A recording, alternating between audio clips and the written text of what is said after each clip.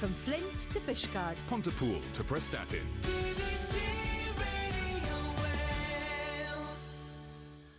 Well, now on BBC Radio Wales, it's time for the latest edition of Eye on Wales, presented by Tom Singleton.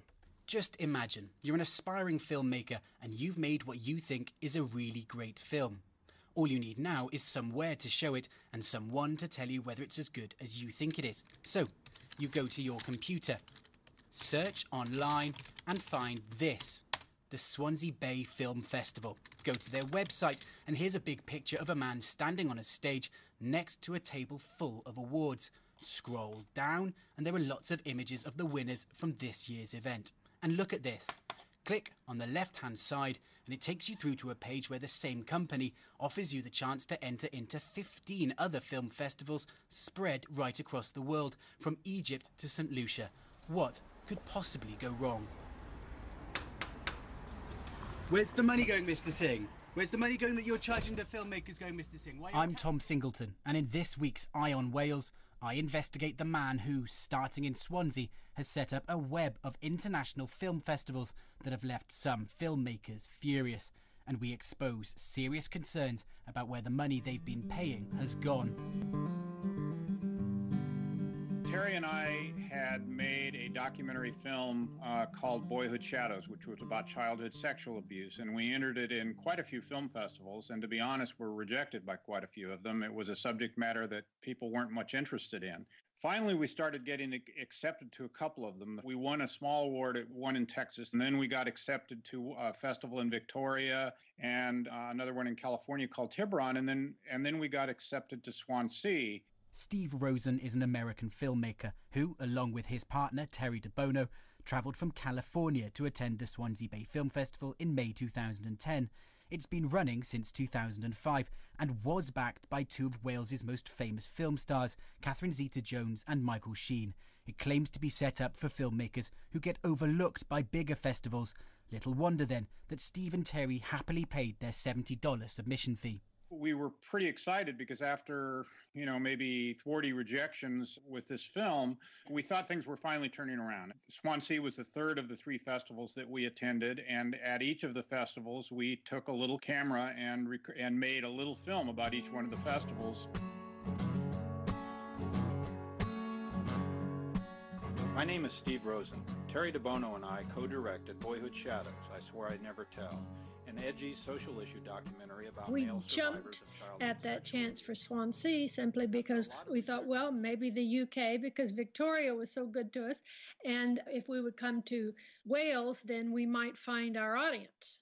As well as Hollywood stars, the festival had the support of a number of prominent figures in the Welsh media and art scene. Swansea historian Peter Stead was made president of the festival, and to him, at first, they seemed sparkling events.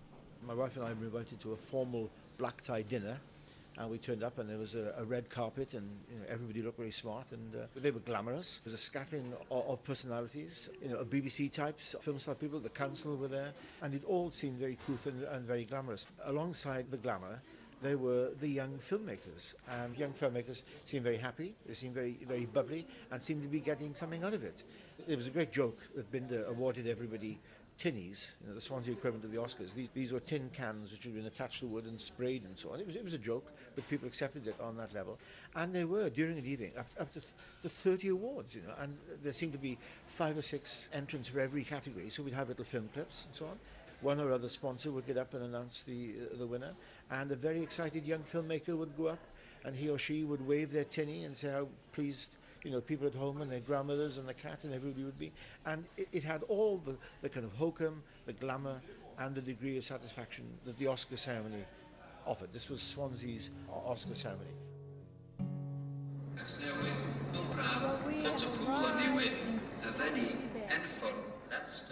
After an 11-hour flight and 3.5 hours on the train, we were in Wales. We were beat, but excited to be there. Steve and Terry's film charts their initial optimism when they arrived in South Wales, but it didn't take long for the mood to sour. When they arrived in Swansea, there was no publicity for the festival and no schedule for theirs or anyone else's film. Steve recorded their conversation with festival staff as they asked what was happening. The times of the film. The best guesstimate was that we would screen sometime after noon and before 2 p.m. The They don't schedule the films at particular times. They just start them running at the beginning of the day. When your film starts, it just kind of starts. Eventually, Steve and Terry found out that Boyhood Shadows, which they'd flown thousands of miles to see screened, would play at the same time as the festival's gala dinner would be held, making it unlikely that they'd even get some of the other filmmakers to watch it. Again, with their camera rolling, Terry DeBono confronted festival organiser Binder Singh. Let's say 4, just so that we're finished before the event. So you want to go to the party, is that right? I don't care about me. I don't want all the audience. I think you should care about you. No, I think you should care about you. I don't want all those filmmakers over at the party when I would rather have them. Where do you think? I think they need to be where they want to be. I don't understand what you're saying. The whole point was for us to come here. Can I put that camera on you for a sec? I thought he was very cocky and self-assured. He knows more than the filmmaker does. There was no hospitality, like he was glad that we were there. He was simply an arrogant man. And when he showed us that second theater, which was nothing but a broom closet, basically, they were folding chairs. The screen was haphazardly hung on one end of the room, and there weren't more than 10 chairs in there. He said, well, this is where your film will screen. The documentaries will screen here. Well, that's when I parted ways with Benda. I said, this is inappropriate. This isn't acceptable. And when he reached for Steve's camera and said, here, let me film you, I thought, to tell you the truth, I'm going to be lucky to get out of here if Steve doesn't punch him in the nose. The obvious equation is A, a whole bunch of people are going to the party. B, that whole bunch of people are what you stated are the audience for the films. But what happens if half the audience gets up and leaves in the middle of the film? Well, it tells you something about your movie, doesn't it? Had you or have you ever been to a worse run film festival? Never. It was not a festival. I can't call it a festival. I will say we have been treated badly at other festivals. You know, it's not that it's always great. Terry's already said it. It wasn't a festival. There was nothing festive about it. You feel terrible for yourself, your own personal ego, you feel like, oh my, we wasted all this money and we've come halfway around the world. And also, I was going to say, you feel guilty. We've spent $7,000 or close to it getting there using someone else's money, our executive producer's money, to get there. And then if they were going to stick us in a broom closet and we could come home and say, oh yes, we screened in Wales to a mop and a broom. Who is Binder Singh? Well, he's a playwright and a man who's been involved in many arts and media ventures in Wales, including a stint DJing at South Wales's Red Dragon FM. He's also director of Amritza Limited, the company behind the Swansea Bay Film Festival. Binder Singh also once lectured at the city's university, and that's where I've come now, to the cafe at the Taliesin Arts Centre to meet Sybil Crouch. She's former chair of the Arts Council of Wales and current vice chair of the Welsh Film Agency. Essentially, it doesn't seem to me as if Swansea Film Festival has any of the characteristics of a film festival. And essentially there are two sorts of festival, ones that are very firmly industry focused, for example Cannes, where the idea is to get critical attention, a distributor for your movie and so on. And then there are festivals which are firmly audience focused. And obviously then there are festivals which have a mixture of both elements. So they're public facing and they're industry facing. And there are certain things which you kind of have to have in order for it to be called a film festival. So if it was audience focused, you tend to have a film programmer, and that person would select films according to a particular aesthetic, particular audience approach and so on. If it was an industry-based festival, you would have a jury. And again, sometimes you have festivals which have both. Swansea Bay Film Festival has neither. So I think there's an issue there, in that as far as I understand it, you pay your money and your film gets screened. So there is no selection process, there's no critical process in there. Any film, regardless of standard or quality, just gets screened because that's what you pay your money for. Obviously other characteristics of film festivals are publicity, and there has never been any publicity in the terms of a poster, a flyer, a programme, a filming schedule, information about the films. So the fundamentals that you would expect, that you'd hope for as a filmmaker, just simply haven't been in place at the Swansea Bay Film Festival? Not at all, in no sense. And again, of course, then there have been aspects. So, for example, when the films were screened in the Dylan Thomas Centre, apart from the fact they just started screening them at 9 in the morning and then they just run on throughout the day, so if you did happen to find out about a film or you were the filmmaker, it was a bit difficult to work out when your film actually might be on. But there have been other occasions over the years when, for instance, they've been screened in a small room in the back of a hotel, projected onto a magnolia painted wall to, you know, 2 men and a dog. And again, a film festival, you would expect to have your film shown in some kind of professional circumstances and presented professionally. Steve Rosen and Terry DeBono posted looking for an audience online. It's here on YouTube, where it's been watched by 12,000 people. Scroll down and you can see some of their comments. I had my film screened at this festival. It was so shoddy and incompetent, says this one. And here's another. I couldn't watch this without feeling a sense of collective shame for Swansea. Keep reading, though, and you start to see similar postings, not just on Swansea, but about other festivals Amritsar has organised in other places around the world. Remember, the Swansea Bay Film Festival website links to a total of 15 film festivals, from Egypt to Thailand. In November 2010, Canadian filmmaker Rhonda Zabinski took her film Healing on the Edge, about alternative healers, to the International Film Festival of South Africa, also run by Binder Singh, after coming across it online. The irony of all of this was I had literally just left winning a film festival as the New Emerging Filmmaker Award in New Hampshire. So I had just had a marvelous experience at a film festival.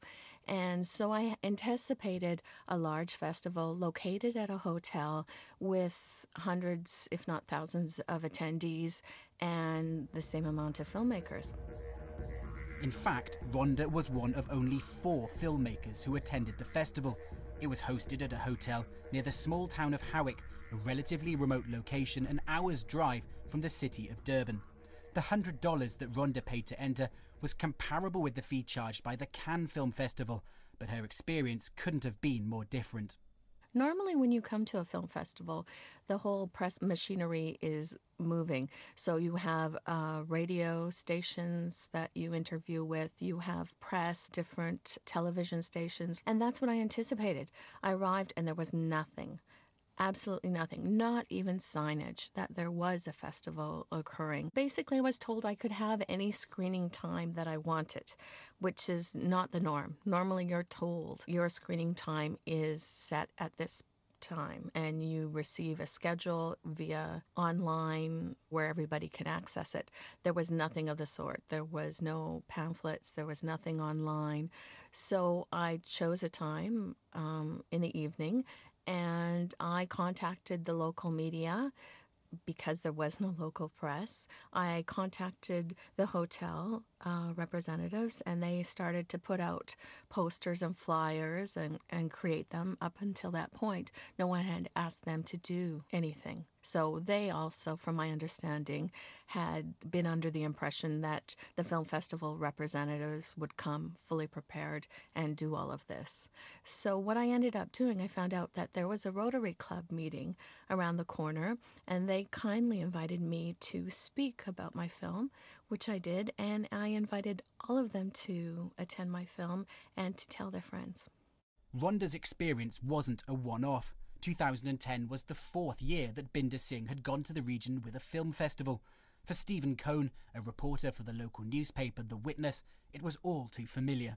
I got a phone call last November. It was somebody involved with what they would describe as an international film festival, and they were contacting The Witness for some publicity for their film. And when they started talking, I realised it was that film festival, one of the Amritsar film festivals. It had been in our area 3 years running at the Everglades Hotel, which is a hotel a long way out of Maritzburg. It's not quite in the middle of nowhere, but for a film festival it certainly is. We'd had contact not with Binder Singh, but with the people who ran the hotel at that time, and they'd contacted us asking why there'd been no publicity for the film festival. And our response was, well, we didn't know there was a film festival. When we did sort of check on the internet and asked around, it was quite clear this was the equivalent of a sort of a Vanity Press film festival. There was very little information about it, and it wasn't what we would regard as a film festival proper. Anyway, when these 2 filmmakers spoke to me, I went along to interview them and met Binder Singh. He immediately said that, we've had problems with the witness. They haven't given us publicity in the past. And I said, well, that's because you never told us you were running a film festival and never contacted us. In fact, the first time we'd heard of this particular film festival at Fernhill Hotel was today. But there was no publicity for the film festival, there was no programme. Apart from the two filmmakers from Namibia, there was a woman from Canada and another woman, I gather, from Sweden. Certainly the filmmakers that I did speak to were very disillusioned about the whole thing and felt they'd been scammed. I have never had an experience like this anywhere in my entire life. I traveled tens of thousands of miles to go to this film festival, and I spent a lot of money to come to South Africa from Canada. And it was a bit of a shocker and an eye-opener, and I feel absolutely duped. I feel suckered. So, from Swansea to South Africa, Binder Singh's festivals have left filmmakers feeling like they've wasted their time. But what about their money? Filmmakers have told us they've paid between $30 and $100 to enter a film. The last Swansea Festival alone had more than 20 award categories, with many titles being entered for each. With 16 festivals around the world, it's easy to calculate how tens of thousands of pounds, if not considerably more, is being paid every year.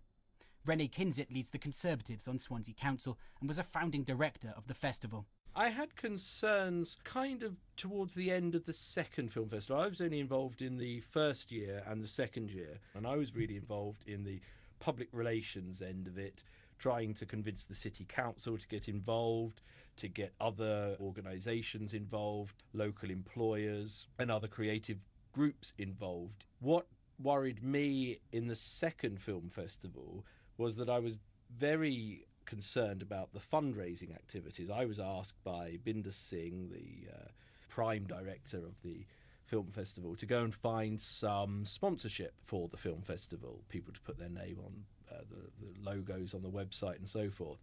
And when I was going out to try and find people to do that, which I thought was a reasonable prospect, when I was asking for things like bank account details and company names and registration and whether it was a charity or a company, I was pretty much stonewalled, and to the point where when I did finally say, well, I've got some people ready to write some checks, to whom should they write them out?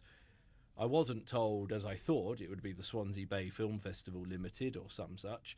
It was some company that was in the sole control, as I understood it, of Binder Singh. So it really begged my question in my mind of, well, what was I a director of? I was a director of a name, the Swansea Bay Film Festival, which, to my knowledge, didn't have a legal personality. And when you're asking blue chip companies based in Swansea, international companies, to write checks or to make a gyro credit transfer, they want to know that it's going to a bona fide company. And of course I couldn't provide that information. If they're giving funding for sponsorship to a thing called Swansea Bay Film Festival, they pretty much want that to be the name that they put on the check. They don't want to be making it out to a company called Amritsar, which I believe is a company owned by Binder Singh.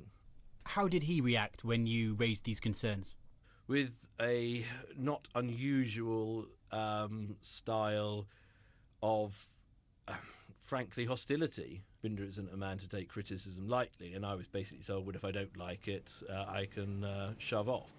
There were then, in time, warning signals, some questions that began to arise. Former Swansea Bay Film Festival president Peter Stead again.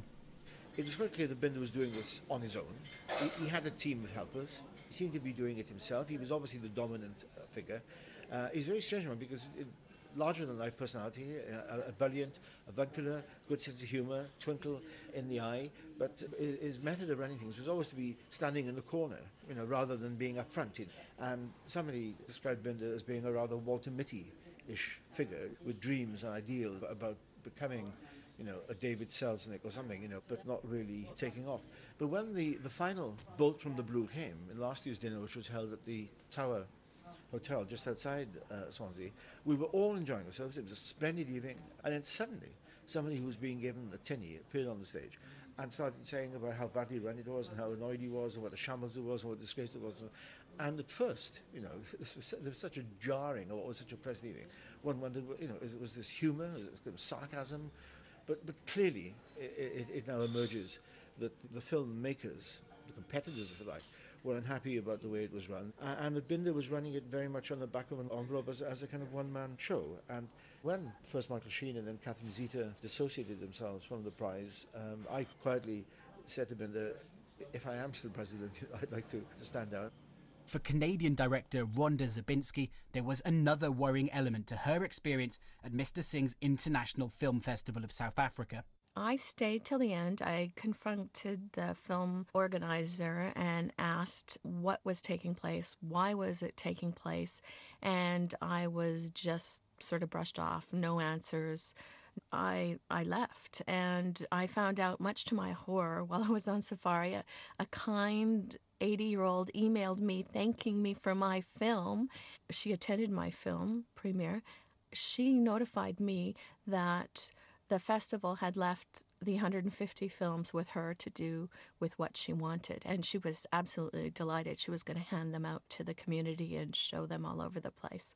That is so worrying. Filmmakers spend tens of thousands of dollars or more making their film, and it's copyrighted. It's not free just to download or to hand out as one pleases. It's intellectual property. So that was a copyright breach. And as soon as she understood, she immediately contacted the hotel and asked, what do I do with these? And she had brought them back to the hotel, and the hotel wasn't too sure what to do with it either. So they contacted Without a Box, and Without a Box notified them to destroy them all immediately. Withoutabox.com is the online submission provider through which payments for Binder Singh's festivals were previously made. They take a cut of submission fees paid by filmmakers before passing the remainder on to festival organisers. Without a Box have received complaints about Amritsar festivals from, amongst others, Steve Rosen and Rhonda Zabinski. They confirmed to us that they have ceased processing submissions for Amritsar events. There are big gaps in what is known about where the money that the filmmakers have paid has gone. In front of me here, I've got the accounts for Amritsar Limited going back to 2006.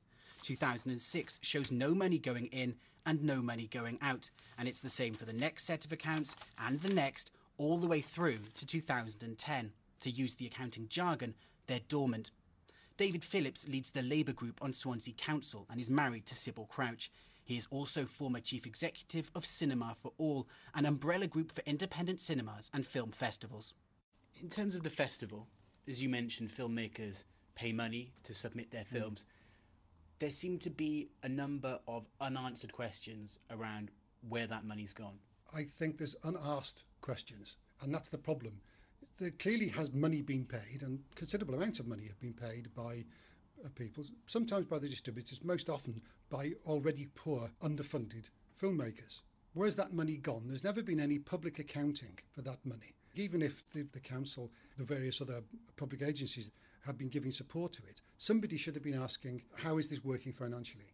And there are questions still to be asked about that. Where did that money go? Given the fact that the companies that have the names which are associated with the Swansea Bay Film Festival, the Swansea Bay Film Festival Limited itself, Amritsar, Binder Singh's private company and all the rest of it are listed as dormant, the money can't have gone into those. So where did it go?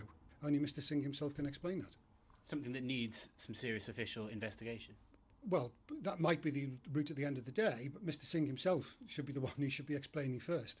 After all, he had a considerable amount of public authority support, both directly in kind and in money terms for these things like his dinner and so on, and the involvement of local authorities and other institutions in giving his film festival credibility. And in Swansea's terms, this was a disaster, and that nobody seems to be concerned about finding out why, or indeed asking what happened to all the money that went into it. And to some extent, I do think that Mr. Singh has got an obligation to the people who supported him, to the organisations who supported him, to the filmmakers who gave him money, to explain what his intentions were and to explain publicly to people actually what he did and how he did it.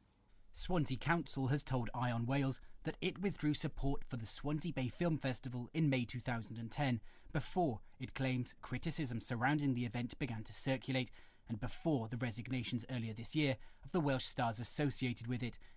And what about Mr. Singh? What does he say? Well, we've tried repeatedly to arrange an interview with Binder Singh to put these concerns to him. In a phone conversation, he refused to give an interview, but claimed that there was an onus on filmmakers to do their own festival publicity. He also claimed that lessons had been learned from last year's Swansea Bay Film Festival, and that this year's festival, held last month, had been successful.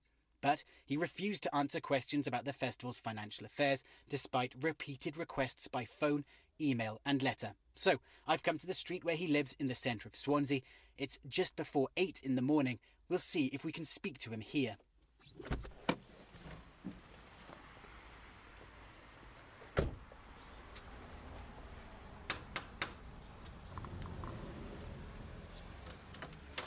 Hello, Mr. Singh. I'm Tom Singleton from the BBC's Eye on Wales programme. We've got some questions for you about your film festivals. Where's the money going, Mr. Singh? Where's the money going that you're charging the filmmakers going, Mr. Singh? Why are your accounts dormant? Mr. Singh? Mr. Singh? Where's the money going, Mr. Singh? Well, Mr. Singh answered the door there for just a moment. Then, as soon as I started speaking, he slammed it again in my face. So he continues to refuse to answer the long list of serious questions about how he runs his festivals and where the money he's making from them is going. We're aware that at least one person has contacted Her Majesty's Revenue and Customs with concerns about Binder Singh's company accounts. The HMRC says it can't confirm whether an individual or company is being investigated. So, lots of criticism, lots of questions, but no answers. And perhaps most concerning of all, go back online to the Swansea Bay Film Festival website, and it's clear that whilst Mr. Singh has no time to talk to us, he does have time to keep his festivals running. This May, he ran the 2011 Swansea Bay Film Festival, albeit relocated down the road in Port Talbot.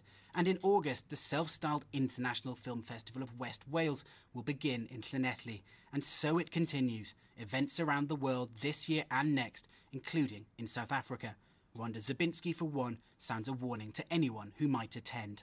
I'm rather shocked that the film festival is continuing in South Africa. I would genuinely warn any filmmakers, please do your due diligence and research the film festival in advance. How I decided to attend was I saw the patrons, people like Catherine Zeta-Jones. That was the thing that put me over. How could something so credible not be credible? Because how could that ever happen? The patrons are gone, but the festivals keep going. Our network is growing, says the Swansea Bay Film Festival website. It's meant as a boast, but should we be taking it as a warning? Next week on Eye on Wales, we tour the hot spots and not spots of Pembrokeshire as MPs undertake an inquiry into broadband access. Until then, from me, Tom Singleton,